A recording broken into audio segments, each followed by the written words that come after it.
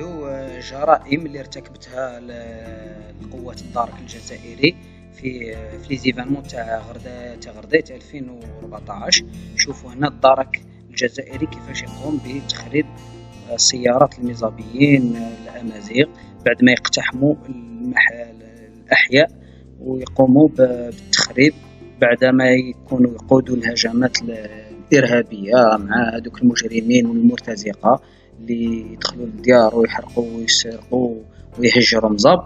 ثم يجي الدرك بعدو يقوم بهذه العمليات التخريبية العنصرية، هذه جرائم ضد الإنسانية، باش يهيج شعب مصاب ويدفعهم للعنف. شوفوا كيفاش أسرت لهذه السيارات في الأحياء مصاب ظلما وعدوانا في أحداث تغرديت هذه في 2014. شوفوا واش داروا، يعني خسائر كبيرة.